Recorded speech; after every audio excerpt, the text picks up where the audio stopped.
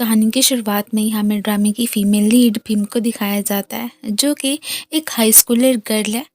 आज उसकी 18th birthday थी। ना सिर्फ उसके फ्रेंड्स उसे सरप्राइज देती हैं, इवन के मॉम डैड के साथ ही मिलके इन्होंने आज की रात ही सेलिब्रेट करने का भी डिसाइड किया था। अब जैसे ही मॉम इसे कॉल कर रही होती हैं, अचानक ही डैड आके उन्हें बुरी न्यूज़ देते हैं कि उनकी स्टफ टॉयज फैक्ट्री में आग लग गई है।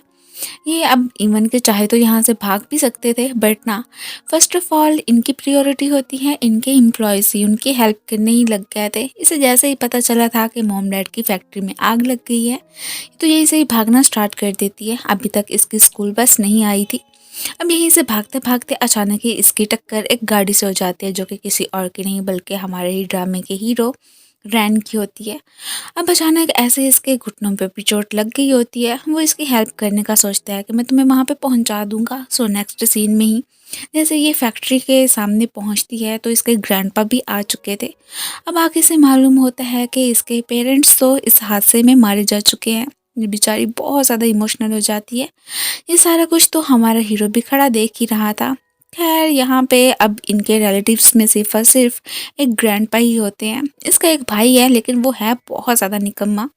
ये रहने के लिए अपनी ग्रैंडपा की प्लेस पे ही आ गई थी। अब ग्रैंडपा के जो भी काम वगैरह होते हैं, ये सब में ही उनकी हेल्प कर दिया करती है। आज अचानक जैसे ही ग्रैंडपा की नज़र अपने घर के बाहर पड़े एक बोर्ड पे पड़ती है, तो एकदम सरप्राइज रह गए थे। और इवन के भीम के भाई रवि पे बहुत ज़्यादा ही भड़क रहे होते हैं। उसकी बहन को भी बता देते हैं कि ये कोई हरकत की है उसने।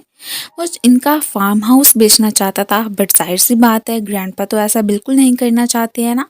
अब जैसे यहाँ पे रवि की एंट्री होती है, तो ग्रैंडपा ने तो उसकी अच्छी खासी दुर्गति बना दी थी और उसे डांटते भी हैं कि आइंदा के बाद अगर तुमने ऐसी हरकत की तो मुझसे बुरा कोई नहीं होगा। अपनी बहन से ही कुछ सीखो।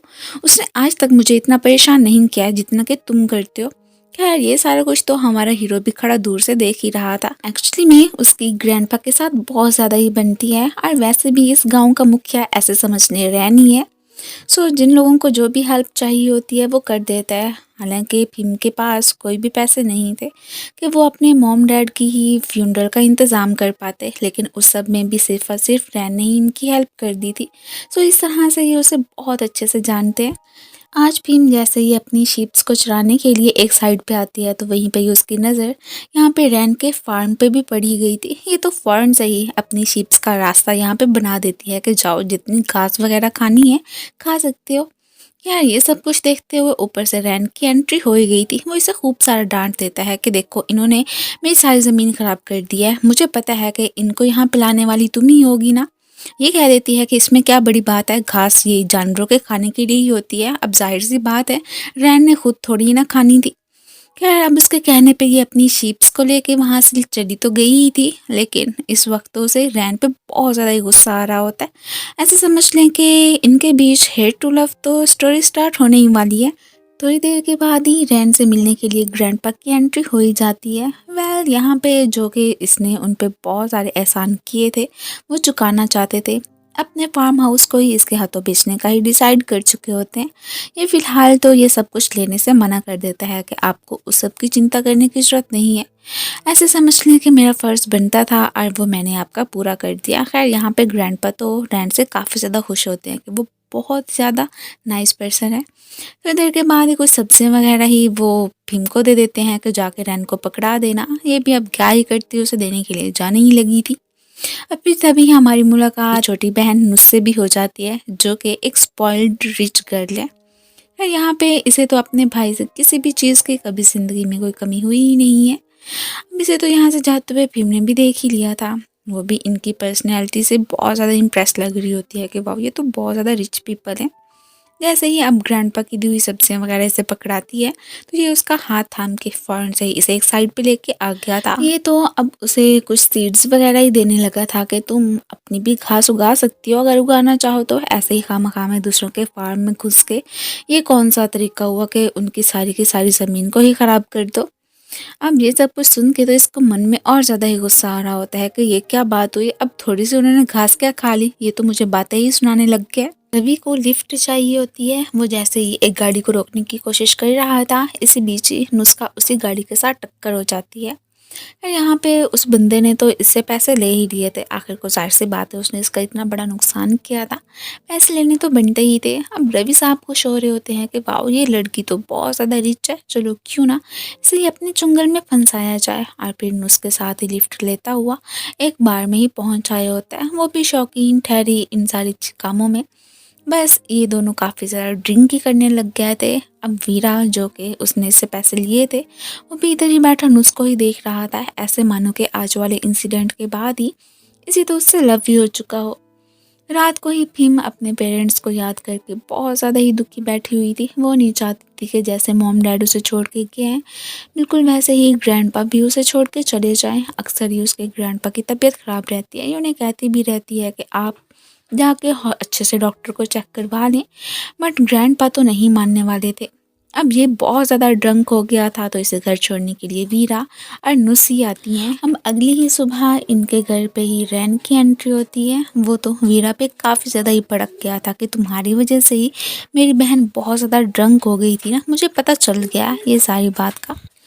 भीम तो फ़ौरन से ही अपने भाई की साइड लेने के लिए पहुंच आई होती है कि देखो इसे मत कुछ बोलो, और वैसे भी तुम्हारी बहन इसके साथ ड्रिंक करने के लिए गई थी ना, तो उसे जाके क्यों नहीं समझाते हो। अब रैन तो इन्हें धमकियां वगैरह देता हुआ वहां से चला ही गया था। अब थोड़ी देर के बाद ही जैसे ये शीप चराने के लिए आई होती है तो इसे कुछ वर्कर्स के थ्रू पता चलता है कि रैन ने अब रवि को ही मारने का फैसला कर लिया है कि आखिर को वो उसकी बहन के साथ ही क्लब क्यों गया हुआ था। ये सुन के इसे तो गुस्सा आ जाता है, फ़ौरन से ही बात करने के लिए रैन के पास पहुंचती है कि अगर तुमने हमें कोई भी नुकसान पहुंचाने की कोशिश की या मेरे भाई को हाथ तक लगाया तो मैंने जाके पुलिस स्टेशन में तुम्हारी रिपोर्ट दर्ज करवा देनी है, आगे तुम जानो और पुलिस का काम जाने। वो हैरान होता है कि मैंने तो ऐसा कुछ भी नहीं बोला कि मैं तुम्हारे भाई को मारूंगा, और तुम्हें ये खबर मिली तो मिली कहाँ से।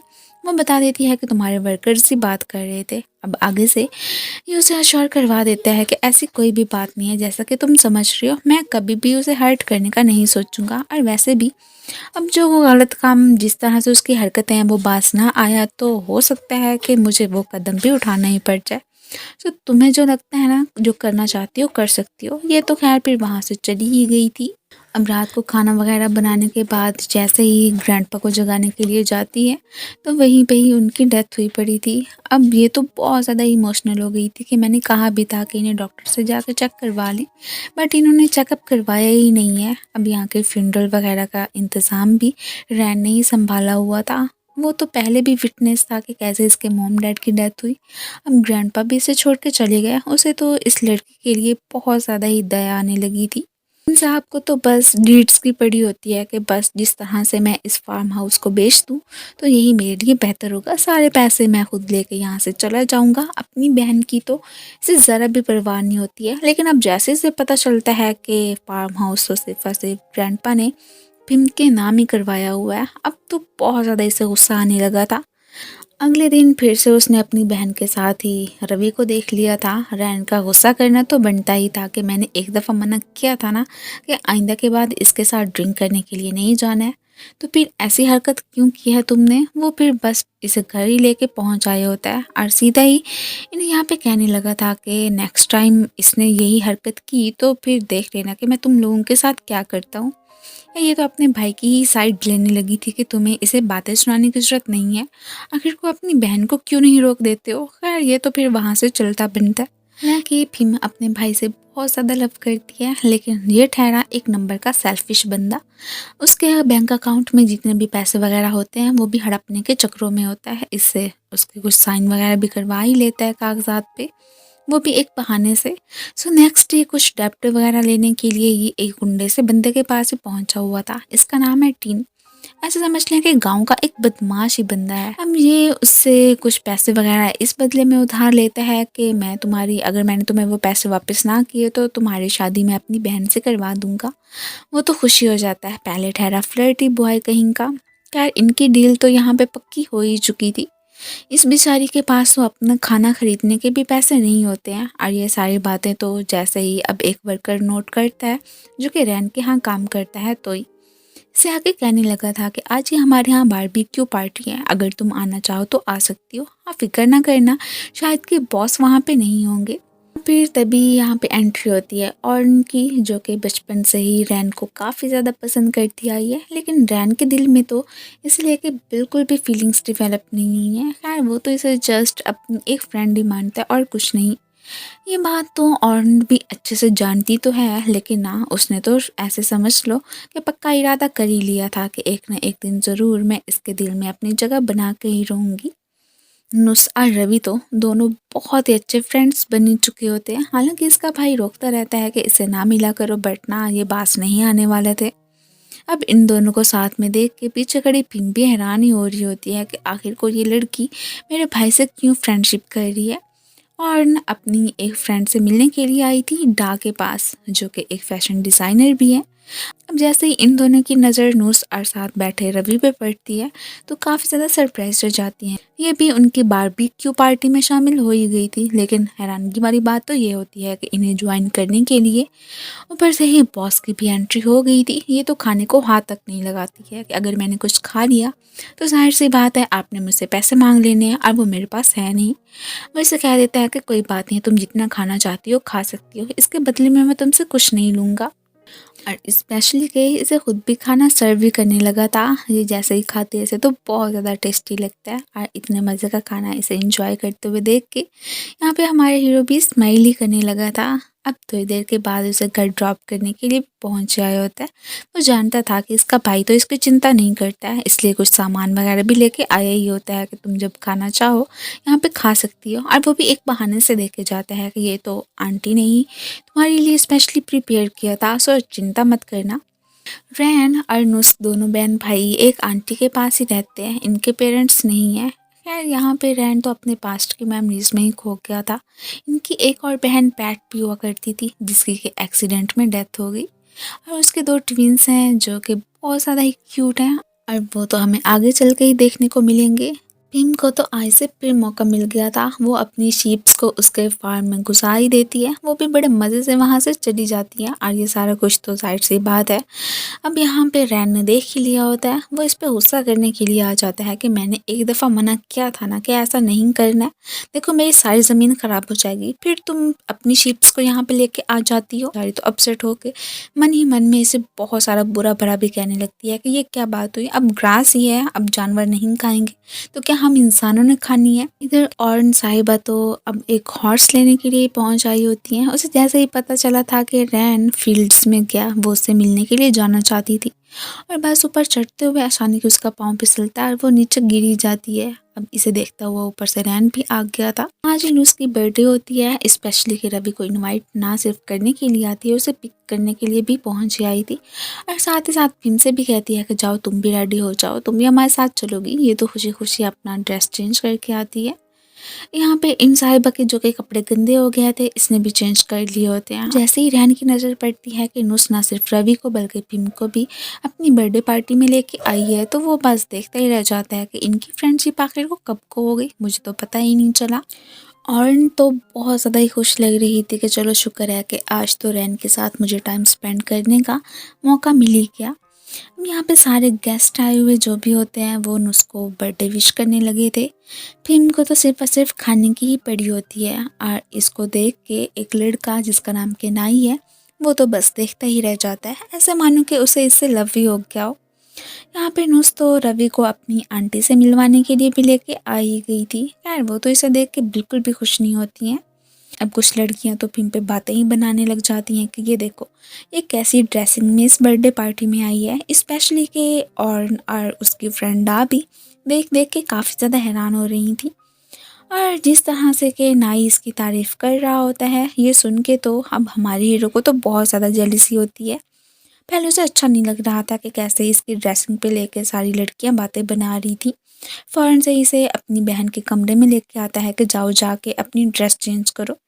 अब ये समझ रही होती है कि ये मुझसे यहाँ पे ज़बरदस्ती करने की कोशिश कर रहा है, इसलिए यहाँ से जाना चाहती थी, बट वो फ़ौरन से इसे यहाँ से जाने से मना कर देता है और जल्दी से ही अपनी बहन की एक ड्रेस लेके आ गया था कि ये पहन लो, अगर तुमने ना पहनी ना, देखो तुम में से कितनी ज़्यादा स्मेल आ रही है तो सारे क्या सोचेंगे। खैर ये तो सीधा ही शॉवर लेने के लिए पहुँच आई होती है, कब से ही वो वेट कर रहा था। अब जैसे ही डोर के बाहर खड़े उसके आने का वेट कर रहा होता है, अचानक ही वो डोर ओपन कर देती है। ये बेचारा अब शर्मिंदा होता हुआ बाहर आ गया था। अब इसके खुले बालों को देख के खुद ही पोनी भी लगाने ही लग जाता है कि देख मुझे पता है कि तुम खाने की बहुत ज़्यादा शौकीन हो, ये ना हो कि तुम्हारे ये वाले बाल खाने में ही आके अटक जाएं। खैर अब उसका ये वाला गेस्चर तो यहाँ पे फिल्म को बहुत ज़्यादा ही अच्छा लगता है। फिर से फ़ौरन से ही खाना खाने के लिए भी आ ही गई थी कि जितना मिल जाए उतना अच्छा है। अब नाई एक बहाने से इससे बात करने के लिए आता है और इन दोनों को देख देख के हमारे हीरो को तो बहुत ज़्यादा ही जेलसी हो रही होती है और उनको तो और ज़्यादा फिल्म पे गुस्सा आ रहा होता है क्योंकि उसने इसे रैन के साथ जाते हुए देख लिया था जब वो इसकी ड्रेस चेंज करवाने के लिए गया था। आते ही उसका ड्रेस फाड़ देती है और ये सब कुछ देख के भागता हुआ रैन आके उसे अपना कोट पहना देता है और ऐसा गुस्से से देखने लगा था। वो जानता था कि इसने ये जानबूझ के ही किया होगा। ये तो इमोशनल होती हुई जैसे ही वहाँ से जा रही होती है तो रैन कहता है कि मैं तुम्हें ड्रॉप कर देता हूँ, बट ये मना करती हुई फ़ौरन से ही अपने घर पे ही आ गई थी। ये बहुत ज़्यादा ही भड़की हुई होती है कि आखिर को ये रिच लोग खुद को समझते क्या हैं? क्या हमारी कोई फीलिंग्स नहीं होती हैं? अगले ही दिन रैन गुस्से में फिर से इसके पास आता है कि तुम्हारा भाई कहाँ पे है और क्या तुम्हें पता है कि तुम्हारा भाई मेरी बहन को लेके भाग गया है? तुम्हें तो क्या खबर होगी? चलो अब तो तुम्हें पक्का पक्का मेरे साथ ही उसे ढूंढने के लिए जाना पड़ेगा, वरना कि मुझसे बुरा कोई नहीं होगा। इधर आंटी का भी गुस्से के मारे बुरा ही हाल होता है कि मुझे तो पहले ही शक था कि रवि और नुस के बीच कुछ ना कुछ तो चल ही रहा है। तभी वो बर्थडे पार्टी में हमें उससे मिलवाने के लिए आई थी।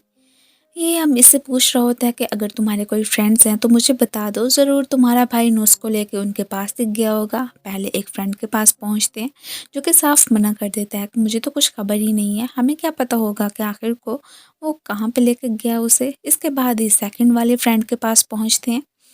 खैर वो इनका नंबर ले लेता है कि अगर मुझे पता चला कि रवि कहाँ पे है तो ज़रूर मैं आप लोगों को इत्तला दे दूंगा।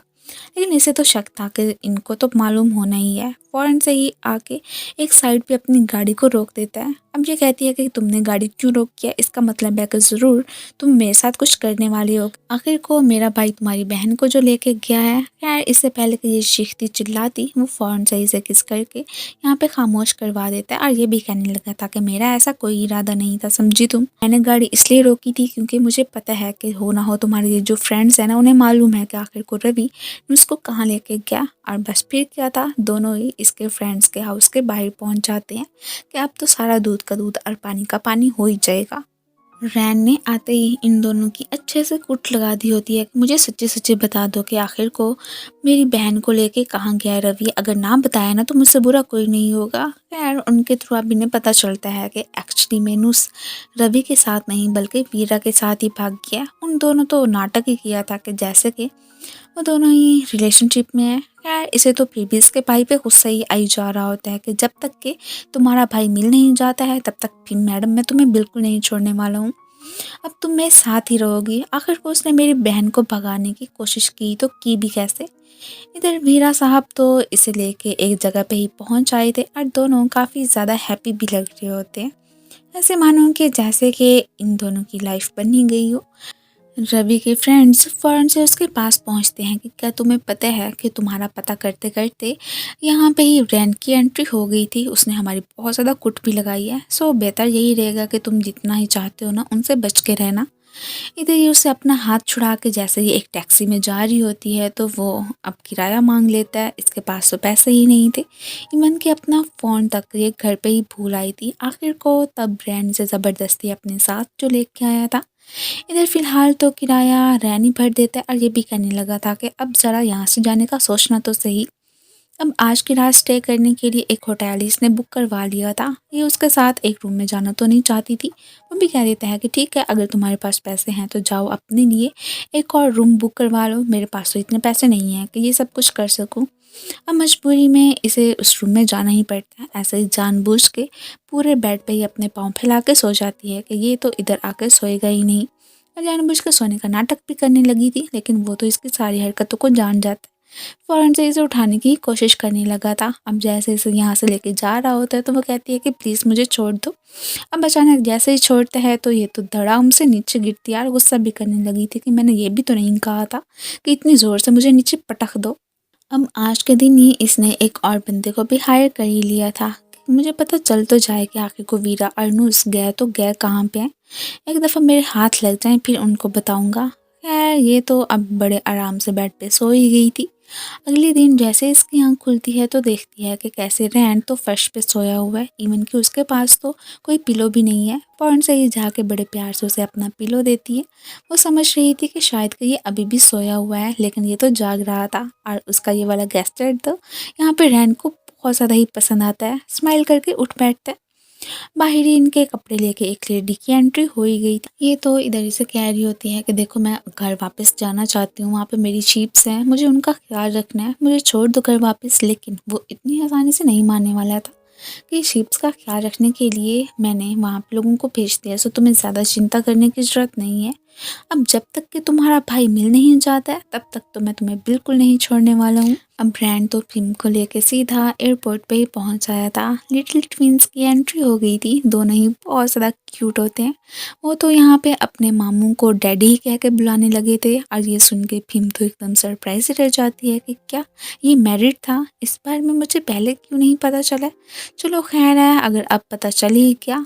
इधर इन साहब का गुस्से के मारे बुरा हाल होता है कि रवि मुझसे पैसे लेके यहाँ से भाग गया। चलो कोई बात नहीं है, ना सिर्फ अपने आदमियों को इसने ऑर्डर दे दिया था कि उसे हर हाल में तलाश करके लाओ, इवन के अब उसने इसके पैसे नहीं चुकाने थे तो जाहिर सी बात है इसने ज़बरदस्ती ही पिम को जाके तंग करना था। पिम को लेने के लिए पहुँचता है तो आगे मालूम होता है कि वो तो इधर है ही नहीं। खैर अपने आदमियों से कह देता है कि जैसे ही वो अपने घर में वापस आएगी तो मुझे खबर दे देना। अब बैंकॉक में भी इसका अपना घर होता है तो ये उसे पूछने लगती है कि अच्छा तो फिर रात को होटल में स्टे करने के लिए क्यों गए थे हम, मतलब अपना घर था तो यहाँ पर भी तो मुझे ला सकते थे ना। अब ये बात सुन के यहाँ पे रैन तो स्माइल ही करने लगा था। मीन के रात को उसने बस ऐसे ही शरारत की थी, वो इसके साथ ही एक ही रूम में टाइम स्पेंड जो करना चाहता था। अब जैसे ही शॉपिंग करने के लिए जा रहा होता है तो इसे भी अपने साथ लेके आ जाता है कि अपने लिए अगर कोई ड्रेस देखना है तो देख सकती हो। ये मना कर रही होती है कि मैंने नहीं जाना है, बस मुझे घर छोड़ दो, लेकिन वो इतनी आसानी से तो इसका पीछा नहीं छोड़ने वाला था। अब जैसे ही अपने लिए कोई ड्रेस पिक कर रही होती है तो अचानक ही इसकी नज़र नुस पे पड़ जाती है। उसे देखने के चक्कर में ये दोनों ही अब स्टोर पे ही भागना स्टार्ट कर देते हैं। नुस तो बड़ी मुश्किलों से ये एक जगह पे छुप गई थी और सिक्योरिटी गार्ड्स वाले आ जाते हैं कि क्या आप लोग थीफ हैं जो कि यहाँ पे सामान लेके भाग रहे थे। ये कह देते हैं कि ऐसी कोई बात नहीं है और बस अपने हाथ में लिए ड्रेसेस की पेमेंट करने के लिए चले गए थे। बस यही मौका मिल जाता है अनुस को, वो तो फ़ौरन से ही वहाँ से चलती बनती है। अब जैसे ही दोनों घर पे पहुँचते हैं तो इसके पूछने पे वो बता देता है कि इन दोनों ट्विंस की मॉम की डेथ हो गई है। आगे ये नहीं बताता है कि वो मेरी बहन थी। इसे तो यही लग रहा होता है कि शायद कि वो इसकी वाइफ ही थी। खैर यहाँ पे आके इन बच्चों की बहुत अच्छे से केयर करती है। वो भी इससे काफ़ी ज़्यादा घुल मिल गए थे और बाद में आके इससे अपोलोजाइज भी करने लगी थी कि मैंने ऐसे ही खामखा में आपकी वाइफ के बारे में पूछ लिया, मुझे ये नहीं पूछना चाहिए था ना। वो कह देता है कि कोई बात नहीं है। अभी भी इसे सारी बात का नहीं बताता है कि वो मेरी वाइफ नहीं बल्कि मेरी बहन थी। खैर यहाँ पे जैसे ही इसके फार्म हाउस को लेके बात करता है कि क्या वो तुम मुझे दे सकती हो, लेकिन ये तो साफ मना कर तो ये जाने ही लगी थी कि अच्छा तो मुझे यहाँ पे इसलिए रखा हुआ था ताकि मुझे मना सको कि मैं वो जो अपना फार्म हाउस है वो तुम्हें बेच दूँ। ऐसा तो मुमकिन नहीं होगा। इसके घर में जो भी टूट फूट हो चुकी थी अपने एम्प्लॉयज़ को भेज के उसने वो सारा का सारा काम सही करवा दिया था और इवन के शीप्स की केयर करने के लिए भी वो लोग यहाँ पे मौजूद ही होते हैं। इसके बाद ही नेक्स्ट हमें दिखाया जाता है कि अब फाइनली वो पिम को लेके उसके घर के बाहर ही पहुँच आया था और ये भी कहता है कि अब तो हमारी मुलाकात होती ही रहेगी, लेकिन ये उससे दोबारा नहीं मिलना चाहती थी। खैर वो तो इसे छोड़ता वो वहाँ से चला जाता है। ऐसे इसकी नज़र अपनी शीप्स पे पड़ती है तो इसे अब यकीन हो जाता है कि चलो शुक्र है कि वाकई में उसने अपना प्रॉमिस पूरा किया। मीन कि इनका ख्याल रखने के लिए अपने एम्प्लॉयज़ को भेज ही दिया था। इधर आंटी तो इन दोनों बच्चों से मिलके बहुत ज़्यादा ही खुश लग रही होती हैं और ऐसे ही ऊपर ऊपर से और भी दिखावा करने की कोशिश करती है कि जैसा कि उसे तो इन बच्चों से बहुत ज़्यादा लगा हुआ है, लेकिन इनका मूड तो उसे देख के बहुत ज़्यादा ही बुरा हो जाता है। एक्चुअली में ये तो और को शुरू दिन से ही पसंद करते ही नहीं है। अब थोड़ी देर के बाद जैसे ही तो रैन के पास पहुंचता है तो उसे बताने लगा था कि जब हम फिम के घर की केयर कर रहे थे तो तब हमने नोट किया था कि वहाँ पे कुछ गुंडे हैं जो कि थिन के आदमी ही लग रहे थे और उधर ही खड़े हुए थे। पता नहीं अब क्या प्रॉब्लम थी, उसके बारे में तो पता चलाना ही पड़ेगा। इधर इसे कुछ आवाज़ें सुनाई देती हैं। ये हैरान होती है कि यहाँ पे कौन होगा। यार इससे मिलने के लिए ही तो इधर एंट्री हो गई थी रैन की। वो तो सिर्फ इससे यही पूछने के लिए आया था कि तुम ठीक तो हो ना। वो कह देती है कि हाँ बिल्कुल ठीक हूँ। या अब इधर सारी जगह पे ही देखने लग जाता है कि क्या वाकई में यहाँ पे कोई आया तो नहीं है उसे नुकसान पहुँचाने के लिए। आखिर को रवि उसे छोड़कर चला गया था तो वो बेचारी अकेली जो थी। अब तभी उसकी नज़र पड़ी जाती है कि वाकई में एक गुंडा इस घर में पहुंच जाया था। अब उससे लड़ाई करने के चक्कर में यहाँ पे आग लग जाती है एंड तो उसके पीछे ही पड़ जाता है कि पता तो चला के रहना ही पड़ेगा कि आखिर को ये किसका बंदा है। और इसी बीच ही उसको आग लग जाती है। इस साहसी से तो मालूम हो ही नहीं पाता है कि वो कौन था। ये बेचारी जैसे ही अपने घर में लगी आग को देखती है तो उसे बुझाने के लिए पहुंच आई थी। इसका सहारा सिर्फ और सिर्फ ये शीप सी रह गई थी। वो नहीं चाहती थी कि इन्हें भी मज़ीद कुछ हो। बेचारी बहुत ज़्यादा इमोशनल भी हो जाती है। अगले ही दिन टिन से आके इन्वेस्टिगेशन की तो जाती है कि क्या तुम्हारे फार्म में से कोई बंदा गायब तो नहीं है। ये तो साफ मना कर देता है कि बिल्कुल भी नहीं, मेरे तो सारे के सारे आदमी पूरे हैं। लेकिन हाँ यहाँ पे सारा का सारा रैन का शक तो टिन पे ही जाता है कि हो ना हो रात को पिंक के घर के बाहर जो कुछ भी हुआ था उसके पीछे इसका ही हाथ है। ये बेचारी भी इधर यही सोच सोच के कंफ्यूज हो रही होती है कि अब मैं कैसे यहाँ पे ज़िंदा रह पाऊँगी। मेरे पास तो कोई पैसा ही नहीं है। अब जो इसके पास है वो ख़त्म हो गए थे तो अपने बैंक अकाउंट में से खुलवाने के लिए जाने लगती है। अब यहाँ से जाते हुए इससे पहले कि रैन की गाड़ी की टक्कर इससे हो जाती इसका थोड़ा बचाव हो गया था। ये उसे छुपने ही लगी थी कि इसके मुंह में ना ही लगूं तो बेहतर होगा। लेकिन रैन ने तो इसे देख ही लिया था और पूछ रहा होता है कि तुम कहाँ पे जा रही थी। यार इसने कहाँ उसे बताना था। इससे पहले कि फिसल के नीचे गिरती वो इसे पकड़ लेता है। ये तो उसे खुद को छोड़ने को ही बोलने लगी थी और ये भी कहती है कि देखो तुम मुझसे ना ही मिला करो ना तो यही बेहतर होगा। ऐसे ही इसे बाजार वगैरह लेके आया होता है। ये तो सीधा ही पहुंचती है बैंक में। अब वहाँ पे जाके इसे मालूम होता है कि रवि साहब ने तो इसके बैंक अकाउंट से जितने सारे पैसे थे वो सारे के सारे ही ले लिए हैं। अब इसका कार्ड तो चल ही नहीं रहा होता। ये बेचारी अब सैड होती हुई वहाँ से बाहर निकलती है। अब ये हैरान था कि इसे क्या हो गया। अब जैसे ही बैंक में जाके मैनेजर से पता करता है तो उसे सारी बात मालूम हो जाती है कि रवि ने ना सिर्फ इस बेचारी को वैसे अकेला छोड़ के गया, इसके सारे पैसे भी हड़प लिए हैं।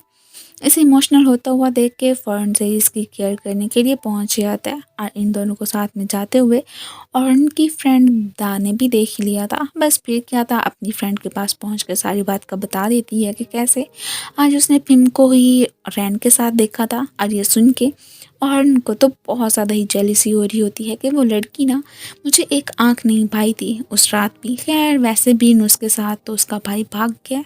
चलो कोई नहीं है, उस लड़की को भी मैं अपने रास्ते से हटा ही दूंगी।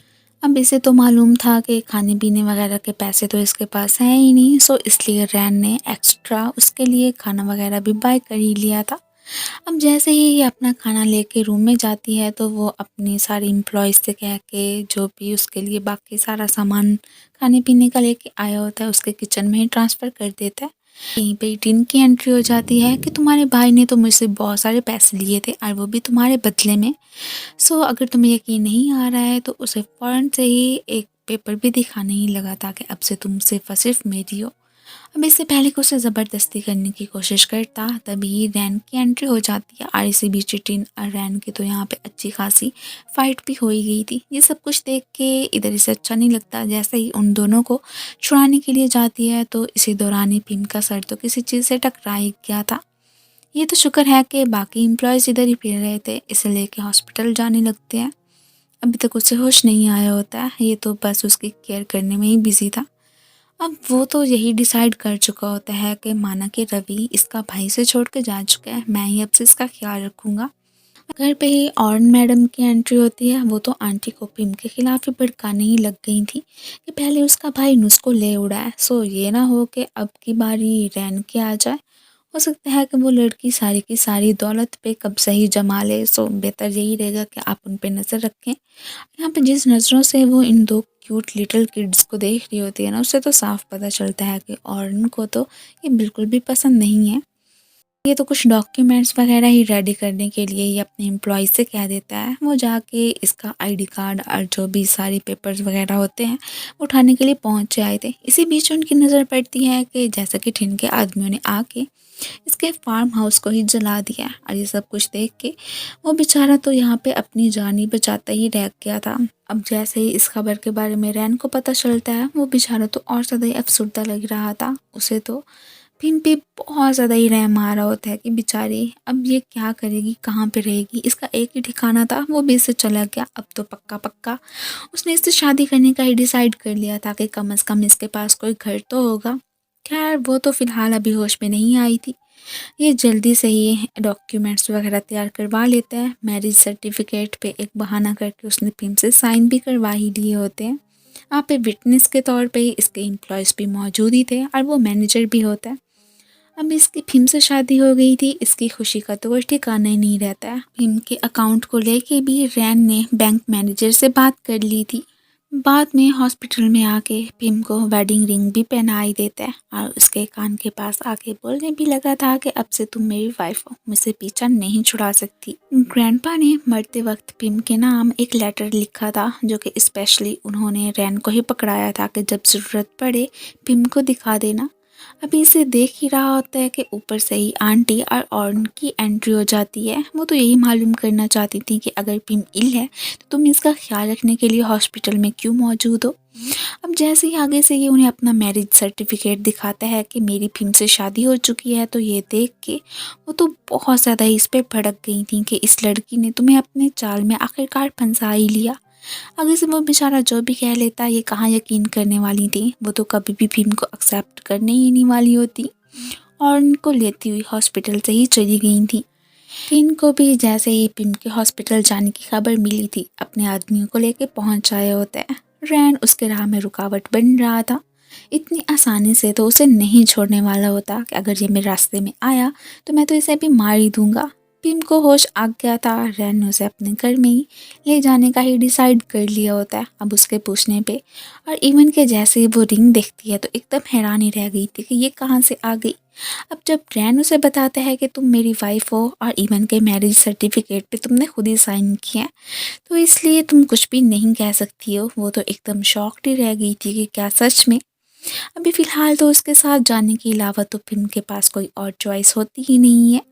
बच्चे तो डैडी और भीम को अच्छे से ही वेलकम करते हैं और देख के काफ़ी ज़्यादा खुश भी हो गए थे। मॉर्निंग ही मॉर्निंग भीम को उठाने के लिए बच्चे भी आ जाया करते हैं। रैन तो स्पेशली अपने हाथों से ही भीम के लिए ब्रेकफास्ट भी बना के जाता है और ये सब कुछ देख के आंटी को तो और ज़्यादा ही भीम पे गुस्सा ही आई जा रहा था कि अभी वो घर में आई नहीं है और देखो कैसे इसे अपने इशारों पे नचा रही है। यार इन सारी बातों का रैन पे तो असर नहीं होने वाला था। वैसे जल्दी से तैयार रहने को बोलता है और नेक्स्ट सीन में ही दिखाया जाता है कि वो उसे बैंक मैनेजर के पास लेके आ गया था, जहाँ पे कि वो उसे गुड न्यूज़ दे रहे होते हैं कि तुम्हारे सारे अकाउंट्स को ओपन कर दिया गया, वो भी तुम्हारे नाम से। मीन के अब जो कार्ड्स वगैरह थे उसके पास, रवि के पास, वो सारे कैंसिल कर दिए गए थे। अब इसके पैसों का तो सिर्फ और सिर्फ भीम पे ही हक होता है और ये भी कह रहे होते हैं कि तुम्हारी जो लैंड तुम्हारे भाई ने उसे देने की कोशिश की थी मीन के टिन को, वो भी रिडीम करवा दी गई है। सो उसे लेकर तुम्हें चिंता करने की ज़रूरत नहीं है। यहाँ से जाते ही अब टिन साहब इसे पकड़ लेते हैं कि देखो तुम्हारे भाई ने खुद तुम्हें मुझे बेचा था, ऐसे ही मेरे हाथों से तो बच के नहीं जा सकती हो। अभी फ़िलहाल तो रैन ही इसके साथ था। सीधा ही इसे लेके अपनी फ्रेंड उसी डा के पास पहुँचता है कि यहाँ पे अपने लिए कोई ड्रेस ख़रीदना है तो ख़रीद सकती हो। और यहीं पे ऑर्न की मुलाकात उससे हो ही गई थी। उसे तो बहुत ज़्यादा ही गुस्सा आ रहा होता है कि इस लड़की ने इतनी आसानी से रैन से शादी कर तो कर कैसे ली। आंटी को तो यही लगता था कि जैसे कि पैसे की खातिर ही भीम ने रैन से शादी की है। जैसे उन्हें मौका मिलता है इस बेचारी को बहुत सारी बातें सुनाती ही रहती हैं। आज तो अफसरदा होकर ये अपने घर ही जाने लगी थी। पहले तो रैन से रोकने की कोशिश करता है, जब ये नहीं रुकती है तो उसने खुद इसे ड्रॉप करने का डिसाइड कर लिया था। वो जानता था कि अपने घर को टूटा फूटा देख के ये बेचारी कितना ज़्यादा सैड हो जाएगी। चलो कम से कम इसका साथ देने के लिए मैं इसके पास तो होऊंगा, इसे तसल्ली ही दे दूंगा। जैसे ही ये लोग घर पे पहुंचते हैं तो तभी टिन के आदमियों की नज़र इन पे पड़ी गई थी। वो इन पे अटैक करने के लिए आ जाते हैं। दोनों ही उनसे छुपने की कोशिश करने लगे थे। अब इधर इसको समझ नहीं आ रही होती है कि ये लोग कौन है और यहाँ पे क्यों पहुँचे हैं। यार इसे तो यकीन था कि हो ना हो टिन के आदमी ही होने हैं। वो बड़ी मुश्किलों से ही इनसे अपनी जान छुड़ा के वहाँ से भागने ही लगे थे। इसी बीच ही इसके हाथ पे भी एक गोली लग जाती है, बट उसे कोई परवाह नहीं होती है। ये अपसेट होती है कि पता नहीं मेरी शीप्स कहाँ पे रह गई हैं। उसे कहता है कि उनकी टेंशन मत लो, उसे तो एक सेफ प्लेस पे ही इसने छुपा के रखा हुआ था, जिन्हें के देख के ही अब भीम का मूड काफ़ी ज़्यादा अच्छा हो जाता है। अब जैसे ही घर पे पहुंचते हैं तो आंटी को तो रैन की टेंशन ही होने लगी थी, स्पेशली कि और उसके पास आती है कि चलो मैं यहाँ पे तुम्हारी कुछ मरहम पट्टी कर देती हूँ जो कि तुम्हें चोट लगी है। ये सब कुछ देख के पिम जेलस फील करने लगी थी। फ़ौरन से ऑर्न को साइड करके अपने हस्बैंड को लेते हुए जाने ही लगी थी। यहाँ पे हमें फील होता है कि हो ना हो पिम के दिल में भी रैन को लेके फीलिंग्स डेवलप होना स्टार्ट हो ही गई हैं। अब ये अपनी जैसे शर्ट उतारता है तो वहाँ से तो काफ़ी सारा खून ही बह रहा था। अब जो भी बैंडेज वगैरह उसे मिलती है वो करने ही लगी थी। यहीं पे इसे मौका मिल गया था, उसे इसके ग्रैंडपा का लेटर ही देने लग जाता है, जिसे के पढ़ने के बाद ही ये अफसुर्दा भी हो गई थी और इसे मालूम हो जाता है कि जो फार्म हाउस अब ये उससे लेने की बात क्या करता है, मतलब कि रैन, वो असल में बहुत पहले ही ग्रैंडपा ने इसे दे दिया हुआ है। इसने तो ये भी इसे ऑफ़र की थी कि तुम चाहे उसके बदले में जितने भी पैसे लेना चाहोगी तो ले सकती हो, लेकिन तब बहन भाई दोनों ने ही इसे मना कर दिया था। लेकिन अब इसे थोड़ा सा अफसोस हो रहा होता है कि मैंने ऐसे खामखा में इस पे रोब जमाने की कोशिश की थी, वो वाला फार्म हाउस तो हमारा था ही नहीं। खैर ये उसे रोता हुआ देख के तसल्ली देने लगता है और ये भी कहने लगा था कि तुम्हारी रिस्पॉन्सिबिलिटी ग्रैंडपा बहुत पहले ही मुझे दे के गए थे। उन्होंने मुझसे प्रॉमिस लिया था कि उनके बाद मैं ही तुम्हारा ख्याल रखूंगा। मेरे साथ 1 साल का कॉन्ट्रैक्ट साइन करो कि पूरा 1 साल तुम मेरी वाइफ बन के रहोगी, मैं तुम्हें जो करने को कहूँगा बिल्कुल वही करोगी। जो फार्म हाउस ग्रैंडपा ने मुझे दिया था वो मैं तुम्हारे नाम कर दूंगा, क्या तुम्हें ये डील मंजूर है? वो भी मान जाती है कि ठीक है, बस 1 साल की ही तो बात है। यहाँ पे रैन को एक शरारत सूझती है। जैसे इसके पास पिलो लेने के लिए आता है तो ये भी कहने लगा था कि रात को संभल कर सोना, मुझे स्लीप वॉक करने की आदत है, अगर मैं कुछ गलत कर दूंगा तो सुबह मुझे ब्लेम मत करना। ये बेचारी तो बहुत ज़्यादा डर जाती है, खुद को अच्छे से लिपेट के ही सोने लगी थी कि बस वो अब मेरे साथ कुछ कर नहीं पाएगा। अगले ही दिन इन दोनों ट्विंस की एंट्री होती है। वो इन दोनों को जैसे ही गुड मॉर्निंग किस कर रहे होते हैं, ये भी कहते हैं कि मम्मी डैडी आपको भी एक दूसरे को ऐसे ही किस करनी चाहिए ना।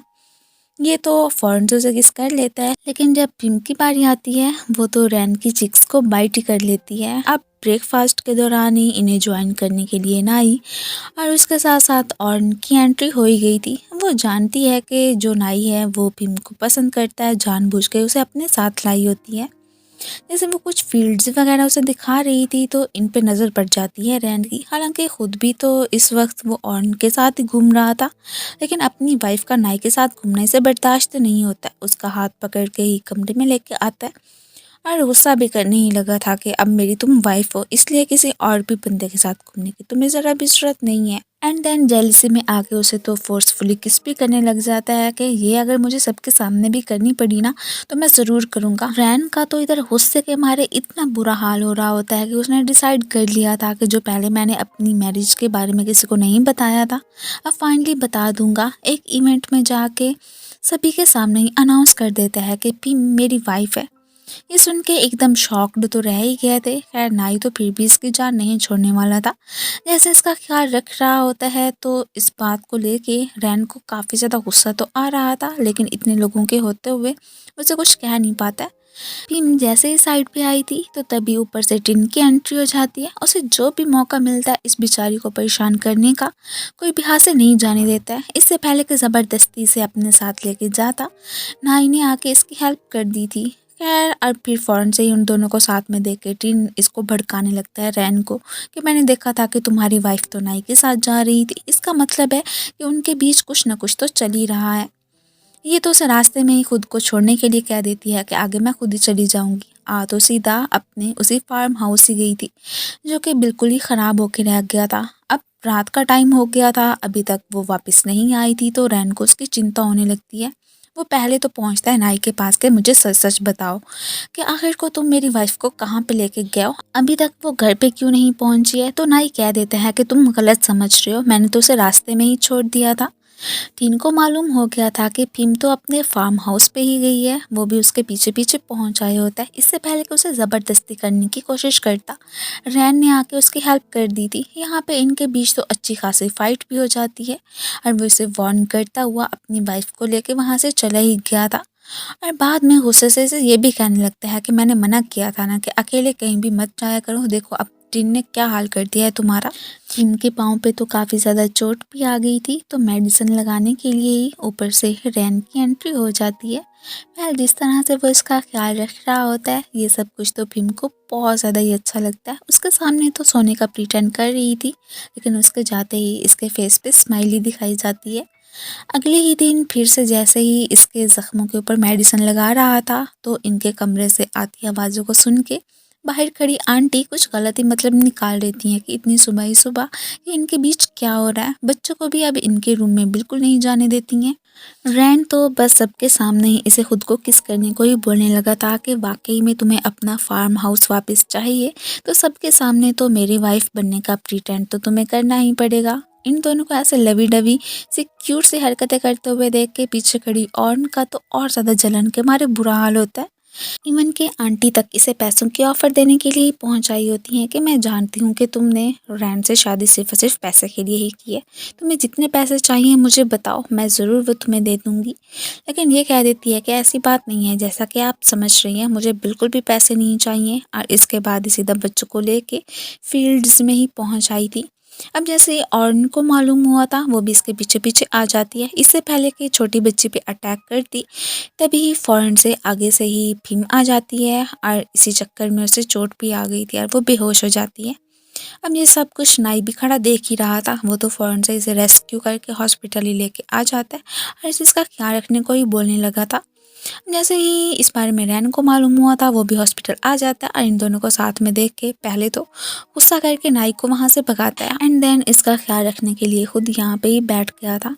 इवन कि अब इनको रात ही हो गई थी, वो तो चुपके से आके इसके पास ही जाके सो जाता है। अगले दिन जैसे इसकी आँख खुलती है तो इसे देख के एकदम सरप्राइज ही रह गई थी। अब तभी ऊपर से नर्स की भी एंट्री हो जाती है। ये तो अब फ़ौरन से ही वहाँ से उठ खड़ा हुआ था, लेकिन इसके फेस पे आई शरारती सी स्माइल से हमें पता चल जाता है कि वो तो जानबूझ के ही इसके पास सोने के लिए आया था। अब इसे हॉस्पिटल से डिस्चार्ज कर दिया गया था। दोनों जैसे यहाँ से जा रहे होते हैं तो बाहर ही अब दिन के एक आदमी ने रैन पे अटैक करने की भरपूर तैयारी कर रखी थी। ये तो शुक्र है कि इधर पुलिस की भी एंट्री हो गई होती है। वो कुछ इन्वेस्टिगेशन करने के लिए जो आए थे। अब जो कि डेप्ट वगैरह होता है भीम पे चढ़ा हुआ, जो कि इसके भाई रवि ने लिया हुआ था, जाके वो सारी की सारी मनी टीन के मुंह के ऊपर मारता है कि आइंदा के बाद अगर इसे परेशान करने की कोशिश की ना तुमने तो मुझसे बुरा कोई नहीं होगा। लेकिन वो साहब भी तो अपनी ज़िद के पक्के ही होते हैं, ऐसे तो बास नहीं आने वाले। ये अब सीधा ही इसे लेके घर पे ही पहुंच आया होता है। दोनों बच्चे इसे देखने के लिए आ गए थे कि क्या आप ठीक हैं। वेल, वो इसे कुछ स्टफ़ टॉयज बनाने की ज़िद करने लगे थे, तो कुछ सामान वगैरह बाय करने के लिए मार्केट पहुंचते हैं। तभी कोइंसिडेंटली इनकी मुलाकात नाई से हो जाती है। वो जिस तरह से कि इसकी केयर कर रहा होता है और बच्चों की भी उससे फ्रेंडशिप हो गई थी। ये सब कुछ देख देख के यहाँ पे रैन का जेलिसी के मारे बुरा हाल होता है। अपने दोनों बच्चों को भी घूर के ही देखने लगा था कि तुम दोनों भी ट्रेटर हो ना, कैसे नाई के इर्द गिर्द घूम रहे थे। थोड़ी देर के बाद जैसे ही अपना कुछ काम निपटाने के लिए साइड पर जाता है तो पीछे से ही ऑर्न भीम के पास पहुंचती है और उसे यही बताने लगती है कि रैन सिर्फ और सिर्फ मेरा है, उसके अलावा तो तुम उसके बारे में सोच भी नहीं सकती हो। यार, ऐसे ही जानबूझ के इस बेचारी को थप्पड़ मार देती है। ये भी कहाँ बास आने वाली थी, बदले में भीम ने भी उसे थप्पड़ मार दिया था और उसकी अच्छी खासी कुट भी लगा देती है। यार, जैसे इसकी धुलाई हो रही होती है ना, तभी ऊपर से रैन की एंट्री हो गई थी। अब उसे तो मिसअंडरस्टैंडिंग ही हो जाती है कि जेलिसी में आके ही भीम ने ऑर्न का ये हाल किया। वो इसे उठा के ही साइड पे ही लेके आ गया था, लेकिन इसका गुस्से के मारे बुरा हाल होता है। यार, जो भी था, इसने तो अभी फ़िलहाल तो इन मैडम को सबक सिखाने का फ़ैसला कर ही लिया होता है। अब बाद में ये कुछ फ्रेश वगैरह होके आती है और जानबूझ के नाटक करने लगी थी कि मेरे पाँव पे चोट भी लगी है। अब फिर आंटी के कहने के अकॉर्डिंग इसे मजबूरी में ऑर्न की हेल्प करनी ही पड़ गई थी। वेल, वैसे भी वो इसकी चाइल्डहुड फ्रेंड जो थी। तभी इसके पास पहुंचती है भीम, जो कि आई तो इससे माफ़ी मांगने ही थी, लेकिन जानबूझ के ही इसके ऊपर फिर से गोबर गिरा देती है। अब तो ये गुस्सा करती हुई उनके घर से ही चली जाती है। उसके जाते ही पीछे से इस पे भड़क जाता है कि तुम्हें कम से कम घर में आए मेहमानों के साथ ऐसा सलूक तो नहीं करना चाहिए था। ये भी कह देती है कि तुम्हें पता भी है कि पहले उसने मेरे साथ क्या किया था, ऐसे ही खामा में उसकी साइड लेने के लिए आ गए हो।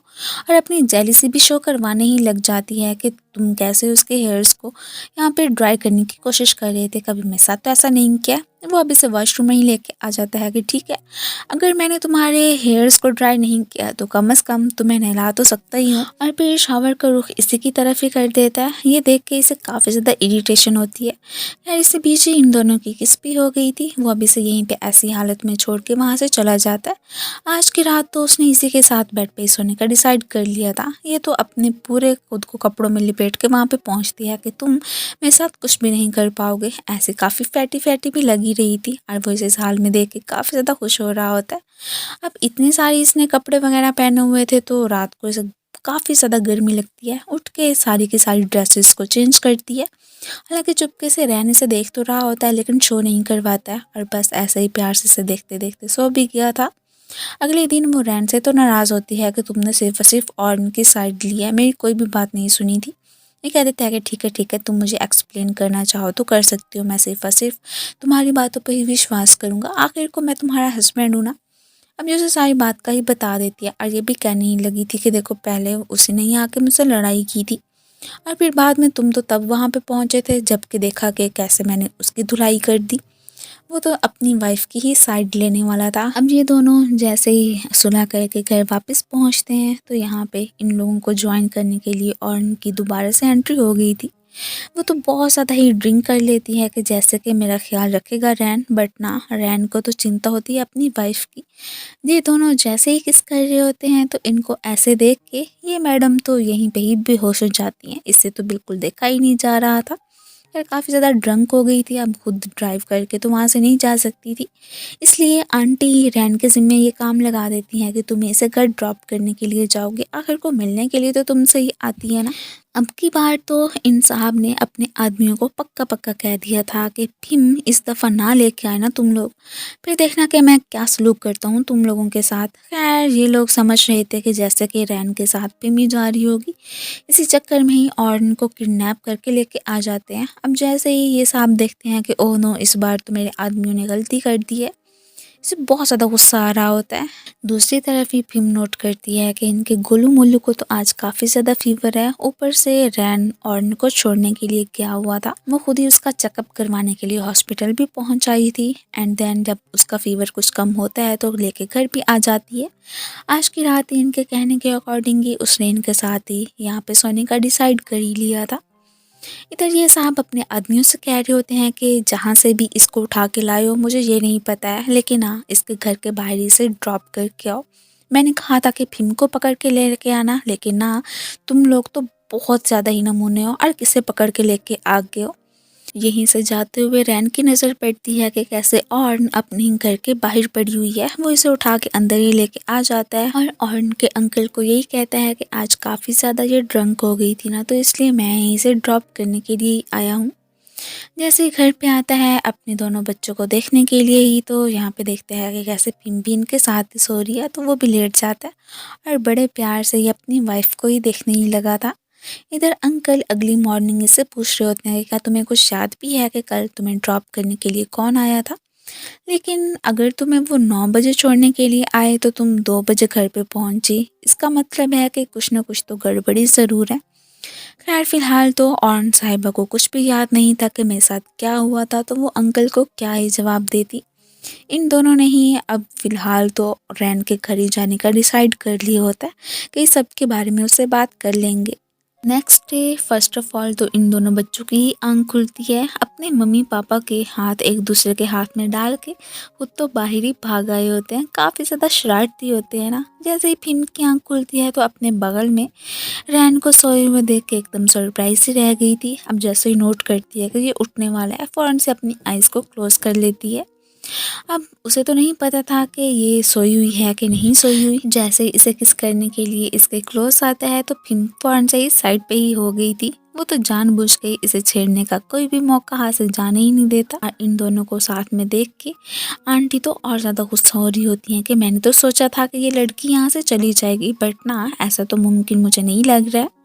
और न अपने अंकल को लेके घर पे ही पहुंच आई थी। वो तो यही इन्वेस्टिगेशन करने के लिए आए थे रैन से कि ये अगर रात को 9 बजे ड्रंक हुई थी तो तुम इसे घर रात को 2 बजे क्यों छोड़ने के लिए आए, मतलब कि इतनी देर में क्या करते रहे थे।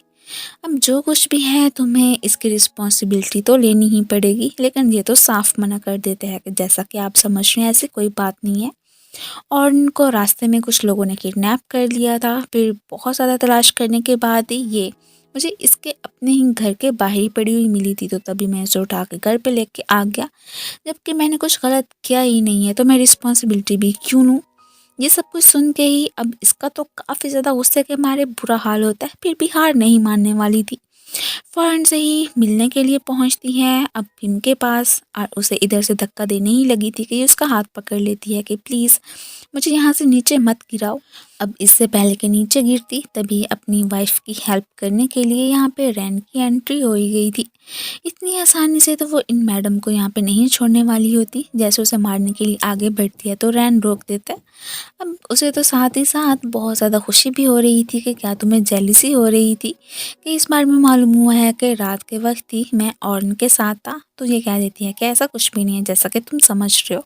बाद में जैसे ही कुछ हेल्प करने के लिए ये ऑर्न के साथ आता है तो उसे तो मौका मिल जाता है ऐसे ही फोर्सफुली। वो तो इसे किस भी करने ही लगी थी। और ये वाला सीन देख के हमारी क्यूट सी हीरोइन तो और ज़्यादा जेलस फील करती हुई वहाँ से चली जाती है।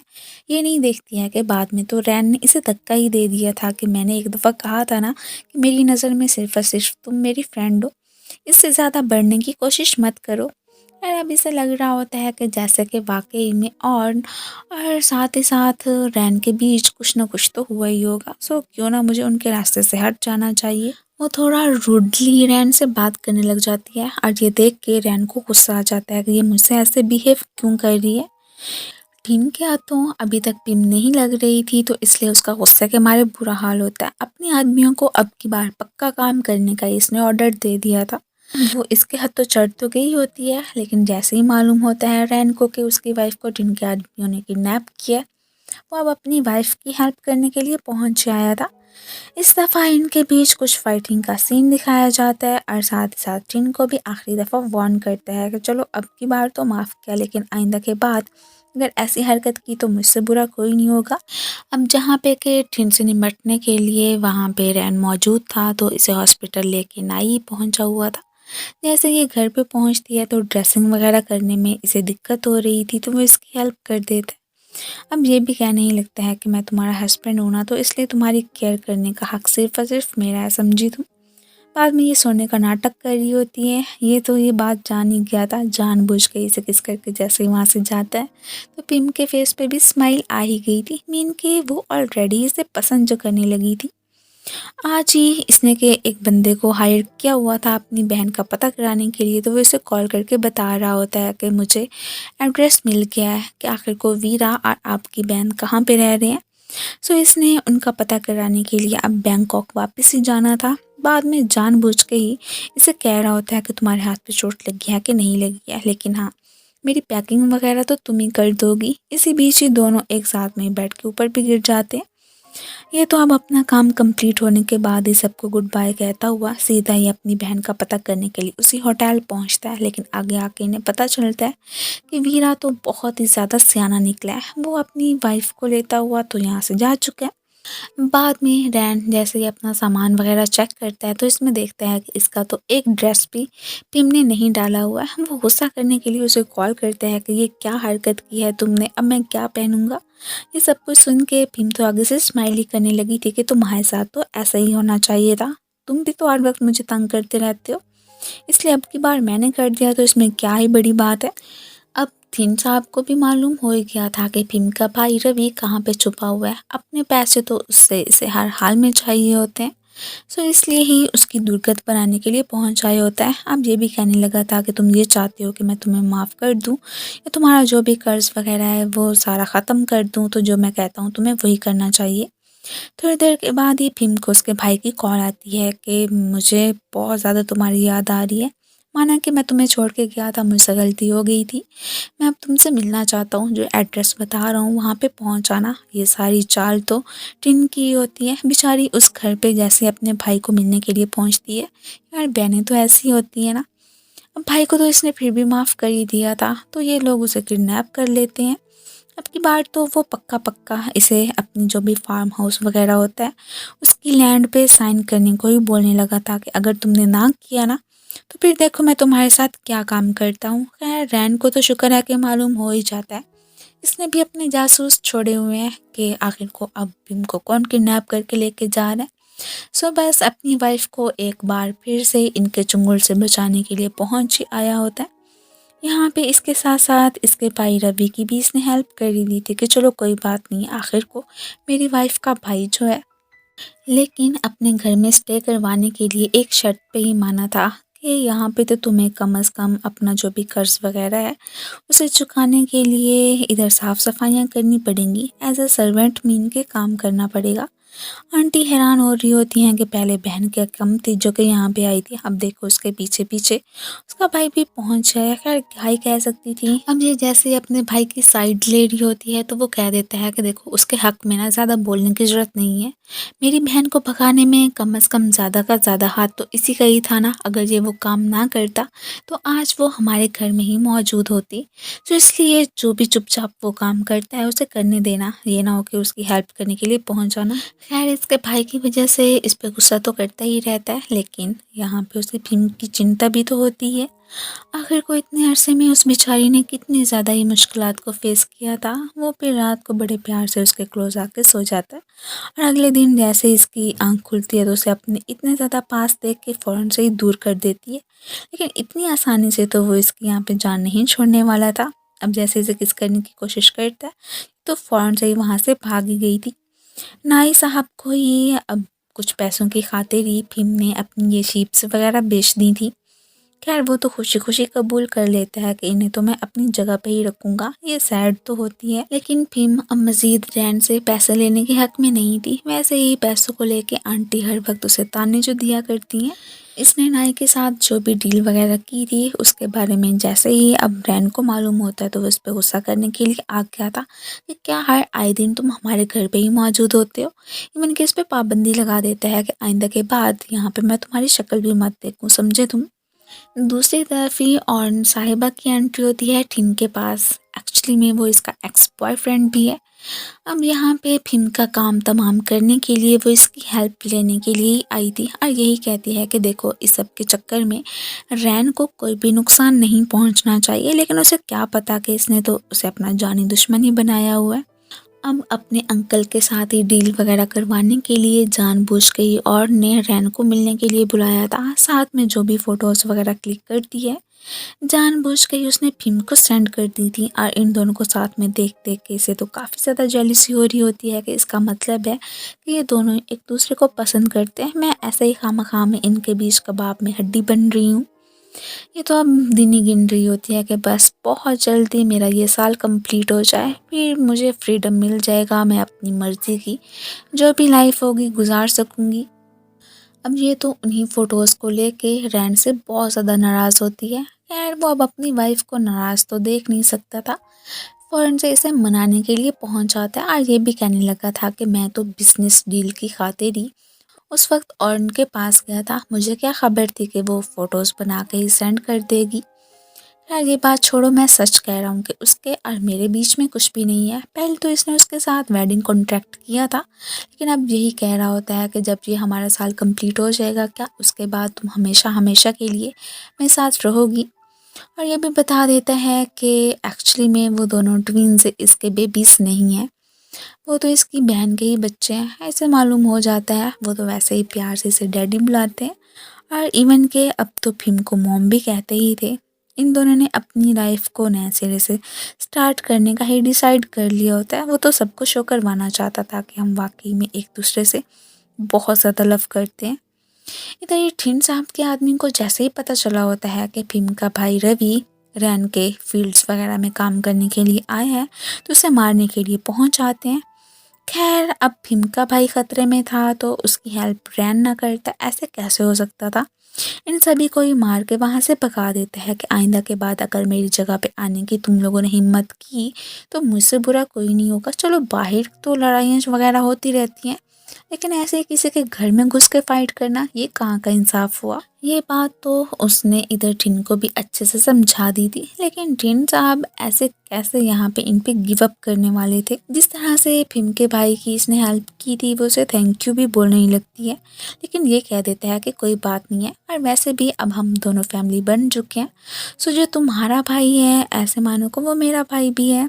दोनों यहाँ पे एक दूसरे को किस भी करते हैं, और ये भी डिसाइड कर ही चुके थे कि ये कॉन्ट्रैक्ट ख़त्म होने के बाद ही हम दोनों अपनी असली वाली शादी कर लेंगे। आंटी ने इसके ज़िम्मे कुछ स्टफ़ टॉयज़ वगैरह बनाने का काम लगाया था, तो इसकी हेल्प करने के लिए ही ऊपर से रैन भी आ जाता है। वो तो खुशी खुशी इनकी मदद करता है, और इन दोनों को साथ में देख देख के और उनको तो और ज़्यादा जलन हो रही होती है। उसका पहले तो मन करता है कि फिम को यहीं पे गोली मार दे, लेकिन क्या करती, यहाँ पे ऐसा तो कर नहीं सकती थी।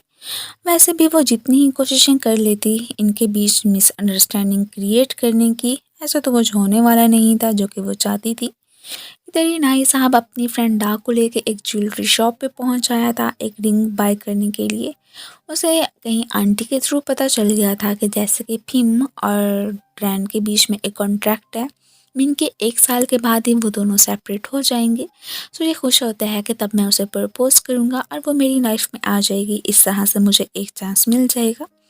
अब वो एक रिंग जैसे ही डा के हाथ में ट्राई करता है तो ये देख के वो खुश हो जाती है। तो यहाँ पे हमें फील होता है कि हो ना हो ये तो अपने फ्रेंड नाई को पसंद करती है। खैर अभी तक उस बारे में उसने उसे बताया नहीं है।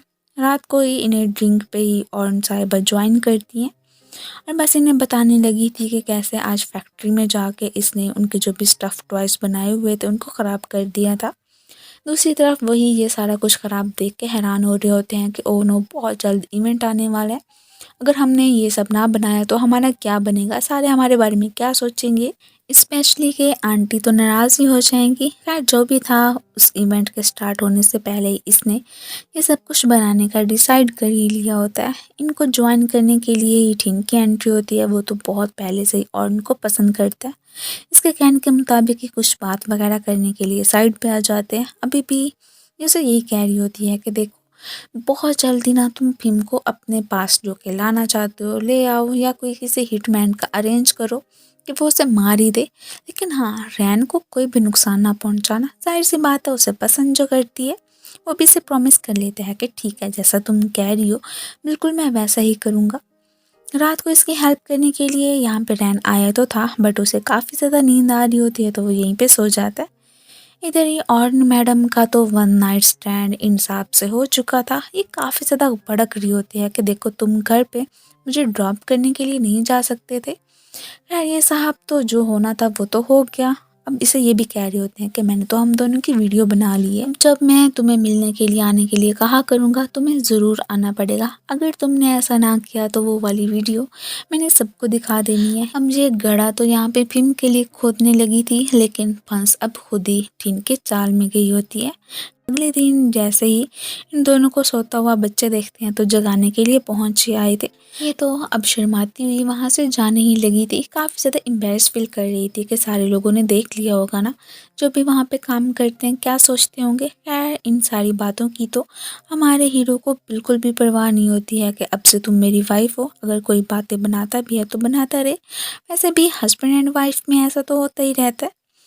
इधर आंटी साहिबा नाई के पास आई होती हैं कि बहुत जल्दी अगर तुम अपनी लाइफ में फिल्म को एंटर करना चाहते हो तो कर दो, ये ना हो कि कहीं फिर बाद में काफ़ी ज़्यादा लेट हो जाए। वैसे भी उनके बीच तो कॉन्ट्रैक्ट मैरिज हुई हुई है। ये सुन के इसकी खुशी का तो और ज़्यादा ठिकाना नहीं रहता है कि चलो शुक्र है कि मुझे इस तरह से उसे पाने में आसानी होगी। अब इसी इवेंट में ही एक आंटी ने फिल्म को पहचान लिया था कि तुम्हारे पेरेंट्स की तो एक स्टफ़ टॉयज़ वाली फैक्ट्री होती थी ना, तो क्या बना उनका, ही उन्हें कह देती है कि बस एक इंसिडेंट में उनकी डेथ हो गई।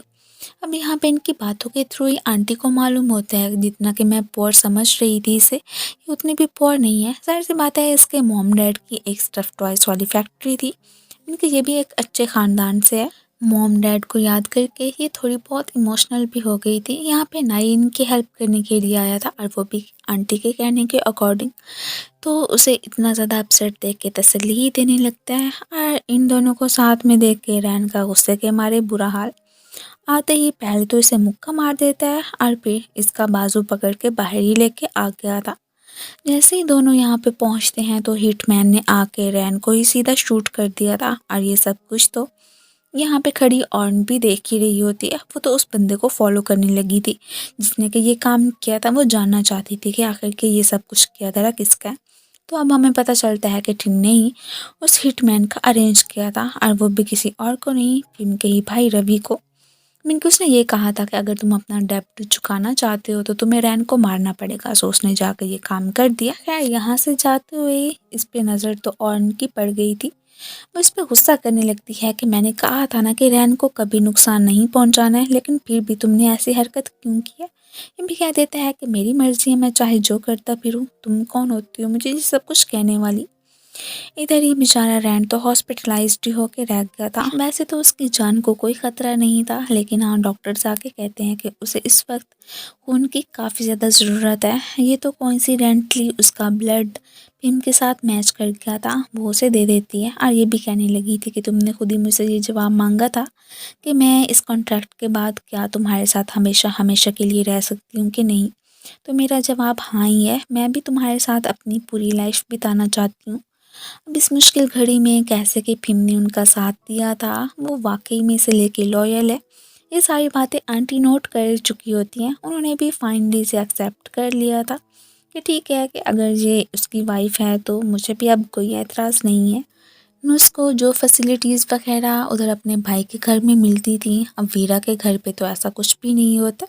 इसी बात को लेके ही इनके बीच अक्सर ही बहस वगैरह तो होती ही रहती है और एक दूसरे को ही छोड़ने का ये डिसाइड कर ही चुके थे। इधर फाइनली रैन की आँख खुल गई थी और वो इसे यही कह रहा होता है कि मुझे पता है कि उस दिन तुम क्या कह रही थी, मैं वो सुन रहा था। यही कहना कि वाकई में तुम भी मेरे साथ अब अपनी बाकी की लाइफ गुजारना चाहती हो, है ना, ऐसी ही बात है ना। वो भी कह देती है कि हाँ बिल्कुल। इसके कहने पे ही वो तो इसके पास ही आके लेट गई थी और दोनों काफ़ी ज़्यादा खुश लग रहे होते हैं, जैसे कि अब उनकी लाइफ में कोई मज़ीद ट्रबल्स नहीं क्रिएट होंगी। ये तो जस्ट इनकी गलतफहमी ही थी। ब्रांड जिंदा है या मर गया ये जानने के लिए टीन खुद ही हॉस्पिटल पहुंचा हुआ था। उसके पीछे पीछे पुलिस की एंट्री होती है जो कि रैन से इन्वेस्टिगेशन करने के लिए ही आई थी कि क्या आपने उस हिटमैन की शक्ल देखी थी जिसने कि आप पे अटैक किया था। ये तो यहाँ पे साफ झूठ बोल देता है कि नहीं मुझे नहीं पता कि वो कौन था। हालांकि तब इसने रवि को पहचान लिया था, लेकिन फिल्म का लिहाज करते हुए इन्हें कुछ भी नहीं बताता है। और भी हॉस्पिटल में एडमिट हो चुकी थी। अब जैसे डॉक्टर के थ्रू से मालूम होता है कि वो तो प्रेग्नेंट है, काफ़ी ज़्यादा इमोशनल हो जाती है। ऑब्वियसली सी बात है, ये तो ठिनके ही बच्चे की माँ बनने वाली थी, जो कि ऐसा बिल्कुल नहीं ये चाहती है कि मैं सबको क्या मुंह दिखाऊंगी। अब यहाँ पे नूर साहिबा भी अपने हस्बैंड वीरा से लड़ाई करने के बाद सीधा ही अपनी फ्रेंड्स के पास आती है। इनके थ्रू जैसे उसे मालूम होता है कि फिम की शादी तो रैन से हो गई है इसके भाई से, बहुत ज़्यादा सरप्राइज रह जाती है। खैर उसे तो बिल्कुल एक्सेप्ट नहीं करने वाली थी एज अपनी भाभी, क्योंकि एक तो इसका अपना घर टूटने वाला था, तो इसलिए ये भी नहीं चाहती है कि मेरे भाई भी कभी अपनी ज़िंदगी में खुश रहे। इसलिए उनके बीच भी दरारें डालने का इसने डिसाइड कर ही लिया होता है। कोइंसिडेंटली और उनकी मुलाकात जैसे ही फिल्म से होती है तो उसे साइड पे ला के झूठ बोल देती है कि मैं तो रैन के बच्चे की माँ बनने वाली हूँ। तुम्हें तो पता ही होगा कि कैसे उस रात वो पता नहीं मुझे कहाँ पे लेके गया था और मुझे घर छोड़ के गया, तभी तो मैं प्रेग्नेंट हुई हूँ। खैर वो तो इसकी बात पे बिल्कुल भी विश्वास नहीं करती है कि रैन ने मुझे कहा था कि तुम्हारे और उसके बीच कुछ भी नहीं हुआ था, तो ऐसा तो मुमकिन नहीं हो सकता है कि तुम उसके बच्चे की माँ बनो। और फिर बस इसे ही इसके मुंह पे जवाब देते हुए वहाँ से चली ही गई थी। बाद में रैन को आके सारी बात का ही बता देती है कि क्या सच में वाकई में और तुम्हारे बच्चे की माँ बनने वाली है। तो वो इसे यकीन दिलाने की कोशिश करते हैं कि ऐसा कुछ भी नहीं है, वो बस हमारे बीच मिसअंडरस्टैंडिंग क्रिएट कर रही है और कोई बात नहीं है। अभी इनके बीच बात हो ही रही थी तो तभी ऊपर से नुस भी पहुँच आई थी। वेल यहाँ पे तो अपने भाई से माफ़िया वगैरह भी मांगती है कि मुझसे गलती हो गई थी कि मैं यहाँ से चली गई, लेकिन हाँ अब तो कम्प्लीटली आपके साथ ही रहूँगी। खैर वो ही क्या कहता, अपनी फैमिली में इसका वेलकम कर ही लेता है, लेकिन हाँ थोड़ा बहुत डांटता भी है कि तुमने जो काम किया था वो बिल्कुल गलत था। सीधा आके अब आंटी से भी माफ़ियाँ वगैरह माँगती है कि मेरी ही गलती थी कि मैं आपको छोड़ के गई, बस माफ़ कर दे। ऐसे ही खामख़ा में मासूम बनने का नाटक जो कर रही होती है, ख़ैर वो तो ठहरी आंटी और थोड़ी बहुत काइंड हार्टेड भी होती हैं, इसलिए उन्होंने इसे माफ़ कर दिया था कि आइंदा के बाद अगर फिर तुमने ऐसी हरकत की ना, तो मैं कभी भी माफ़ नहीं करूँगी। रात को डा नाई के साथ खाना खाने के लिए आती है। इनकी बॉन्डिंग भी अब काफ़ी अच्छी बनती ही जा रही थी। वैसे भी डा तो पहले से इसे पसंद करती है। इसका अंदाज़ा तो थोड़ा-थोड़ा यहाँ पे नाई को हो ही रहा होता है। रैन को हॉस्पिटल से डिस्चार्ज कर दिया गया था। अब टीन साहब तो रास्ते में ही उसके आने का वेट कर रहे होते हैं कि यहीं पे ही उसका काम तमाम कर दूँगा, लेकिन वो अभी तक नहीं पहुँचा होता है। तो इस बात का उसे बहुत ज़्यादा ही गुस्सा आ रहा था कि वो कहाँ पे रह गया है। भीम को लेके रैन तो सीधा डा के पास पहुंचता है। वो इसके लिए एक वेडिंग ड्रेस जो तैयार करना चाहता था, अब ऑफिशियली उसने इसके साथ शादी करने का डिसाइड जो कर लिया होता है और उसे कह देता है कि मुझे यकीन है कि वेडिंग ड्रेस तो तुम बहुत अच्छे से बना दोगी। जैसे ही घर पे पहुंचते हैं तो यहाँ पे इससे पहले कि ये फिसल के नीचे गिरती वो इसे पकड़ लेता है। इनके बीच भी दिन ब दिन अंडरस्टैंडिंग तो बढ़ती ही जा रही होती है। जैसे ही घर पे आते हैं तो बच्चे इतने दिनों के बाद मॉम एंड डैड को देख के काफ़ी ज़्यादा खुश हो गए थे। भीम अपने भाई को लेके बहुत ज़्यादा ही टेंशन में रहती है, तो ये उसे कह देता है कि देखो तुम ज़्यादा चिंता मत करो, जैसे मैं तुम्हें प्रोटेक्ट करता हूँ वैसे ही तुम्हारे भाई को भी करूँगा। और हाँ, जो कि वो टीन है वो हमारा कुछ भी नहीं बिगाड़ सकता है, तुम उसकी ज़्यादा टेंशन मत लेना। एंड देन दोनों ही यहाँ पे इंटीमेट ही हो गए थे। वेल अगली ही सुबह और साहिबा आंटी के पास पहुंची होती हैं कि मैं तो रैन के बच्चे की माँ बनने वाली हूँ और वो देखो मेरी कोई भी रिस्पॉन्सिबिलिटी लेने को तैयार ही नहीं है। इस बारे में जैसे ही अब आंटी रैन से पूछती हैं तो वो तो साफ मना कर देते हैं कि ये झूठ बोल रही है, ऐसी कोई भी बात नहीं है, वो तो कोई और पर्सन ही होगा, मुझ पे खामखा में झूठा इल्ज़ाम लगाने की कोशिश कर रही है। खेतों में काम करने के लिए सारे एम्प्लॉयज़ के साथ पिम्मी आ गई थी। एक स्नेक को देख के काफ़ी ज़्यादा डर जाते हैं। अब जैसे ये भागने की कोशिश करती है तो टिन के आदमी से टकरा ही गई थी और वो इसे बेहोश करके अपने साथ ही वहाँ से लेके चलते ही बनते हैं कि अब तो हमारा बॉस हमसे बहुत ज़्यादा खुश हो जाएगा ना। अब तभी रैन भीम को ढूंढता हुआ आता है कि वो तो इधर काम करवाने के लिए आई थी ना, तो घर नहीं पहुंची है। सबको फिक्र होने लगती है कि पता नहीं वो कहाँ पे चली गई। रैन का सारा शक तो टिन पे ही जाता है। वो रवि को मिला के अब उनसे पूछने के लिए उसकी जगह पे ही पहुंच आया था। ऑब्वियसली सी बात है, इसने तो उसे किडनैप भी किया होता है। यहाँ पे कुछ फाइटिंग के बाद ही ये साहब अपनी गन निकाल लेते हैं। इससे पहले कि इधर इसे शूट करता सामने से रवि आ जाता है। पहले भी एक दफ़ा उसने रैन को मारने की कोशिश की थी, अब वो बस अपनी बहन की खातिर ही उसे प्रोटेक्ट कर रहा था। यहाँ पे उस तक पहुँचने की कोशिश तो करता है लेकिन वो बेहोश होती है और इधर इससे हिला भी नहीं जा रहा था। ये तो शुक्र है कि इसके जो साथी होते हैं फ़ौरन से इसे हॉस्पिटल लेके ही जाने लगे थे। इधर ये साहब तो यहीं पे ही अब जिनका काम तमाम करने की कोशिश तो करते हैं लेकिन वो जस्ट बेहोश ही हुआ था। फिलहाल इसे भीम की चिंता होती है, उसे लेके घर पे आ गया। दूसरी तरफ ही हमें हॉस्पिटल का सीन दिखाया जाता है जहाँ पे कि हमें मालूम होता है कि गोली लगने की वजह से ही इधर रवि की डेथ हो गई है। ये सब मालूम होते ही सारे लोग ही रोने लगे थे। अब जैसे इस बारे में रैन को पता चलता है वो बेचारा तो और ज़्यादा दुखी हो गया था कि मैं इस बारे में उसकी बहन को कैसे बताऊंगा। जैसे ही भीम को होश आता है तो वो पहले ही अपने भाई का पूछने लगी थी। अब जैसे उसे मालूम होता है कि उसकी डेथ हो गई है तो बेचारी बहुत ज़्यादा ही रोने लगती है। एक एक करके इसने अपने सारे ही रिश्तेदारों को खो दिया था, सिवाय अब रैन के इसका कोई भी नहीं होता है।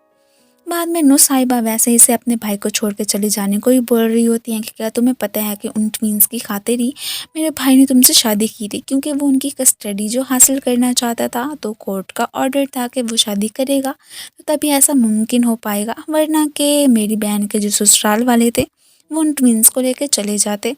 सो इस खुशफहमी में मत रहना कि वाकई में मेरा भाई तुमसे लव करता है। ये अब जैसे ही उन ट्विंस को उसके साथ खेलते हुए देखती है, बात करने के लिए आई तो थी लेकिन सारा कुछ भूल के उनको हक करके रोने ही लगती है। वैसे एक तरह से तो उसका भी लगाव इन बच्चों के साथ हो ही गया था।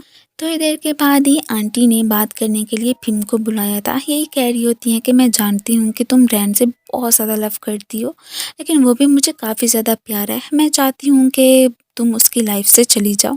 तुम्हारी वजह से पहले ही देखो तुम्हारा भाई भी मर गया है। इस तरह से मुझे यकीन है कि वो जो ठीन साहब हैं उसे नुकसान पहुंचाने की कोशिश करेंगे। वो पहले ही तुम्हारा दुश्मन बना हुआ है, सो जितना जल्दी हो सकता है ना उसकी लाइफ से चली ही जाओ। ये अब इमोशनल हो जाती है कि क्या मुझे अब रैन को छोड़ के भी जाना ही पड़ेगा। वैसे भी मेरी वजह से ही उसने काफ़ी सारे दुख बर्दाश्त किए हैं। चलो कोई नहीं है, अगर मेरे जाने से वो बिल्कुल सेफ रह सकता है तो ठीक है, अब ये सब करने में ही क्या हर्ज है। और उनसे अब ज़्यादा तकलीफ़ बर्दाश्त नहीं होती है। वो टिन को बताने के लिए पहुंच आई थी कि मैं तुम्हारे बच्चे की माँ बनने वाली हूँ। ये सुन के एकदम शॉक्ड ही रह गया था कि क्या सच में। अब उसे समझ नहीं आ रही होती है कि मैं कैसे रिएक्ट करूं। अब जिस तरह से और टिन को मिलने के लिए जाया करती है, उसके अंकल ये बात नोट कर लेते हैं, स्पेशली कि जब उन्हें पता चला था कि ये तो टिन के बच्चे की माँ बनने वाली है। वो बहुत ज़्यादा ही गुस्सा करते हैं। अपने आदमी को ही उन्होंने ऑर्डर दे दिया था कि जहाँ कहीं भी अब तुम्हें टिन मिले तो उसे मार देना। वो नहीं चाहते थे कि ये जो उनकी भतीजी है उसकी लाइफ में टिन जैसा आदमी शामिल हो। पिम भी इससे कंफर्म करना चाहती थी कि क्या वाकई में उन ट्विंस की खातिर ही तुमने मुझसे शादी की थी। अब इस बारे में जैसे ही इसे शेयर करती है तो रैन कह देता है कि हाँ, शुरू शुरू में तो मैंने तुमसे वेडिंग कॉन्ट्रैक्ट किया था उन बच्चों की खातिर ही, लेकिन ना सिर्फ अब वो बच्चे तुमसे बहुत ज़्यादा लव करते हैं, मेरे दिल में भी तुम्हें लेके फीलिंग्स डेवलप होना स्टार्ट हो गई हैं। मैं तो यही चाहता हूँ कि जितना जल्दी अब हमारा कॉन्ट्रैक्ट ख़त्म हो हम दोनों रियल वाली मैरिज कर लें। सच्ची में मैं तो तुमसे बहुत ज़्यादा ही लव करने लगा हूँ। वो खुद से तो इसे अपने लव का यकीन दिलाने की बड़ी ही कोशिश करता है, लेकिन आंटी के कहने पे इसने अब ये घर छोड़ के जाने का ही फैसला कर लिया था कि ऐसे ही मेरी वजह से इनकी ज़िंदगियों को तो खतरा ना हो। और वैसे भी वो बच्चे तो अभी छोटे हैं, कहीं ठिन उन्हें मार ही ना दे। और जाते जाते एक लेटर भी लिख देती है कि ज़रूर मेरे जाने के बाद वो पढ़ ही लेगा। ये साहब भी आज के दिन ही जैसे कि भीम के भाई का फ्यूनरल होता है तो वहीं पे ही जाके उन पे अटैक कर देते हैं। वेल ऑलरेडी ही रैन ने तो प्लान बना के रखा हुआ था, इसकी चालों का तो उसे मालूम ही होता है। पहले तो नाई से कहता है कि भीम को यहाँ से लेके जाओ, और उनके जाने के बाद ही इसे बड़ी टेंशन होती है कि इस वक्त रैन किस हाल में होगा, शायद कि मेरी वजह से ही टिन ने उस पर अटैक किया। अब इसे उसकी चिंता करते हुए देख के नाई को भी अंदाज़ा हो ही गया था कि वाकई में ये दोनों एक दूसरे से काफ़ी ज़्यादा लव करते हैं। खैर अब जो भी बात होती है आंटी वाली वो भी इसने उसे बता ही दी थी कि मेरी वजह से अगर उसकी लाइफ यूँ डेंजर में है तो शायद हो सकता है कि मैं उसे छोड़ ही दूँ। यहाँ पे इसके कहने के अकॉर्डिंग पुलिस ने भी आके दावा बोल दिया था। बाकी सारे आदमी तो उसके मारे जा चुके होते हैं, लेकिन ठिन खुद यहाँ से फरार हो गया था। पुलिस इसे अश्योर करवाती है कि हम ज़रूर ठिन को पकड़ लेंगे, सो इस बात की आप चिंता मत करना। अब ये सारा कुछ तो भीम ने भी देख ही लिया था। वेल अब रैन सही सलामत था तो इसलिए ये नाई के साथ वहाँ से चली ही जाती है। रैन जैसे ही घर पे आता है तो वहाँ पे उसे ना देख के परेशान हो जाता है कि भीम कहाँ चली गई। उसे काफ़ी सारी कॉल्स करता है बट वो पिक नहीं कर रही होती है। अब तभी उसे भीम का पड़ा हुआ लेटर मिलता है जिसमें कि उसने इसे गुड बाय कह दिया हुआ था। ये सब कुछ पढ़ के काफ़ी ज़्यादा इमोशनल हो जाता है कि वो मुझे ऐसे कैसे छोड़ के जा सकती है, और वो भी इन दो बच्चों को भी जिससे कि वो बहुत ज़्यादा ही लव करते हैं। ना इसे अपने ही एक फार्म हाउस में लेके आया होता है कि तुम जितना मर्जी चाहे यहाँ पे रह सकती हो, यहाँ पे तुम्हें किसी भी चीज़ की कोई भी परेशानी नहीं होगी, जो कहोगी वही तुम्हारे लिए लेके आऊँगा। इवन के इसके कपड़े वगैरह भी उसने ऑलरेडी रखे ही हुए होते हैं। ये दोनों ट्विंस आके अब डैडी से पूछ रहे होते हैं कि मॉम कहाँ पे हैं, हम उससे मिलना चाहते हैं। ये कह देते हैं कि वैसे तो वो हमें छोड़ के चली गई है, लेकिन टेंशन मत लेना, मैं ज़रूर एक ना एक दिन उसे अपने घर वापस लेके आऊँगा। पुलिस को तो अभी भी टिन की तलाश ही होती है कि वो कहाँ पे चला गया, अपने घर पे तो बिल्कुल नहीं था। आज अचानक ही टिन की मुलाकात ऑर्न से हो गई थी, जो कि उसे अपना बच्चा रखने को ही बोलने लगा था कि मैं चाहता हूँ कि एक अच्छा आदमी बन जाऊँ। दोनों खड़े ही होते हैं कि तभी ऊपर से पुलिस ने भी इन्हें देख ही लिया था। इससे पहले कि वो इसे पकड़ते एक स्ट्रेंजर ने आके इसे गोली मार दी थी। अब उस आदमी को भागते हुए रैन ने देख ही लिया था, वो तो फौरन से जाके उसे पकड़ लेता है। अब हमें पता चलता है कि ये हायर किया गया अंकल का ही आदमी था। सो पुलिस को लेके उनके पास पहुंचता है कि इसने तो सब कुछ कबूल कर लिया है, अब आप भी मान ही जाएं। वो भी कह देते हैं कहाँ डरने वाले थे कि हाँ बिल्कुल मैंने ही टिन को मारने के लिए इस आदमी को हायर किया था। वैसे भी मैं चाहता था कि ऑर्न की लाइफ में सिर्फ और सिर्फ रैन के जैसा आदमी आए, ना कि टिन। सो जो मुझे बेहतर लगा मैंने वही किया। उन्हें तो कोई भी रिग्रेट नहीं था कि मैंने जो कुछ भी किया है और उनकी खातिर ही किया है कि वो इस बंदे के पले बिल्कुल भी ना पड़े। और बस पुलिस को ही अपनी गिरफ्तारी दे के वहाँ से चले ही गए थे। अब जैसे ही इसे पता चलता है कि ये तो प्रेग्नेंट है, काफ़ी ज़्यादा ही परेशान लग रही होती है और इमोशनल भी हो जाती है कि क्या इस बात के बारे में मुझे रैन को बताना चाहिए। पता नहीं वो कैसे रिएक्ट करेगा या कि मैं घर चली जाऊँ कि ना चली जाऊँ। काफ़ी ज़्यादा ही कंफ्यूज लग रही थी। आज जैसे ही खाना वगैरह लेके नाई आया था तो उसको फॉलो करते करते रैन भी पहुंच आया होता है। उसे यकीन था कि हो ना हो नाई के पास ही स्टे करने के लिए भीम आई हुई है। अब जैसे ये बताती है कि मैं प्रेग्नेंट हूँ, ये सारी बातें तो चोरी चोरी इसने भी सुनी ली थी। अब इसे तो पता चल जाता है कि हो ना हो वो मेरे बच्चे की ही माँ बनने वाली है, लेकिन अभी तक वो मुझसे दूर क्यों है, मिलने के लिए क्यों नहीं आई और इवन के घर पे भी नहीं आई। मुझे भी इस बारे में उसने नहीं बताया, क्या बात हो सकती है। खैर घर पे आकर उसने डिसाइड कर लिया था कि आज के दिन तो हो गया, कल पक्का मैं उसे वहाँ से लेके आ जाऊँगा। अगले ही दिन उससे मिलने के लिए आता है कि चलो मेरे साथ कर, मुझे पता है कि तुम मेरे बच्चे की ही माँ बनने वाली हो, मैं नहीं चाहता हूँ कि ऐसे यहाँ पे अकेली रहो। अब जैसे ऊपर से नाई आता है कि तुम्हें यहाँ पे आने की ज़रूरत नहीं है, अगर वो नहीं जाना चाहती है तो उसे यूँ फोर्स तो मत करो। और ये उसे अपने मामला से दूर रहने को ही यहाँ पे बोलने लग गया था। ये दोनों एक दूसरे से कितना लव करते हैं, इस बात का अंदाज़ा तो नाई को हो ही गया था। वो जाके सीधा डाक को बताता है, भी नोट कर चुका होता है कि कैसे हर मुश्किल घड़ी में और जो कि मेरा साथ देने वाला होता है वो कोई और नहीं बल्कि हमेशा से डा ही रही है। सो वो इसे पसंद भी करती थी, इसने उसे अपनी लाइफ में एंटर होने की इजाज़त दे ही दी थी। और ये सुन के डा की खुशी का तो कोई ठिकाना ही नहीं रहता, ऐसे मानो कि ये दोनों भी एक कपल बन ही चुके हों। अगले दिन जैसे ही बहुत सोचने समझने के बाद ही भीम घर पे पहुंचती है तो सब लोगों ने इसके मैरिज प्रपोजल के लिए ही एक अच्छा सा सरप्राइज़ रेडी करके रखा हुआ था। वो तो ऑफिशियली अब इसे मैरिज के लिए ही प्रपोज करता है एंड देन एक ब्यूटीफुल सी रिंग भी दोबारा से उसे पहनाने ही लग गया था। बच्चे भी इनके पास आके बहुत ज़्यादा ही खुश लग रहे होते हैं कि फाइनली हमारी मॉम वापस आ गई हैं। अब जैसे ही आंटी को मौका मिलता है तो इससे माफ़ी मांगने के लिए आ ही गई थी कि भीम मैं गलत थी, मैंने पहले तुम्हें कह दिया था कि प्लीज़ रैन को छोड़ के चली जाओ, लेकिन मुझे ये अंदाज़ा नहीं था कि वो तुमसे कितना ज़्यादा लव करता है। तुम्हारे जाने के बाद काफ़ी ज़्यादा रोता भी रहता था। वो मेरी गलती थी कि मैंने ये सब कुछ करने को तुम्हें कहा था, लेकिन अब प्लीज़ इस घर को छोड़ के कभी भी मत जाना। उन्होंने फाइनली इसे एक्सेप्ट कर लिया होता है। नेक्स्ट डे अब हमें भीम और रैन की वेडिंग का ही डे दिखाया जाता है। यहाँ पे स्पेशली कि इन लोगों ने ऑर्न को भी इनवाइट किया था, वो भी कॉन्ग्रेचुलेट करने के लिए पहुंच आई थी। इसने तो वीरा को भी बुलाया होता है जो कि इससे माफ़ी मांगने के लिए ही आता है कि तुम्हारे जाने के बाद ही मुझे पता चला कि मैं तुम्हारे बगैर नहीं रह सकता हूँ। मैं जानता हूँ कि शायद कि तुम भी मुझसे लव करती हो। खैर क्या तुम मुझे माफ़ कर सकती हो, आइंदा के बाद मैं ख्याल रखूँगा कि तुम्हें किसी भी चीज़ की कोई कमी ना हो। वो भी बदले में इससे माफ़ी मांगती है कि हाँ तो मैंने भी तो तुम्हारे साथ गलत किया था ना। एंड देन इनके बीच अब जो भी नाराज़गी होती है वो ख़त्म ही हो गई थी। इन्होंने अपने सारे गीले शिकवे दूर कर लिए थे। फिर तभी यहाँ पे ब्राइड की एंट्री होती है। आज तो भीम काफ़ी ज़्यादा प्रिटी लग रही थी, इवन के रैन तो उससे नज़रें हटा ही नहीं पाता। ये दोनों अब हमेशा हमेशा साथ में ही रहने का प्रॉमिस करते हैं। आज के दिन आए जो भी कपल होते हैं वो भी बहुत ज़्यादा ही अपनी लाइफ से खुश लग रहे थे। और इनकी इसी कंप्लीट फैमिली के साथ ही हमारे इस क्यूट से ड्रामे की एंडिंग हो जाती है। Thank you so much for watching. So guys आप लोगों को ये ड्रामा कैसा लगा मुझे कमेंट्स में ज़रूर बताइएगा। मिलते हैं फिर नेक्स्ट वीडियो में न्यू कहानी के साथ, तब तक के लिए गुड बाय एंड अपना ख्याल रखना।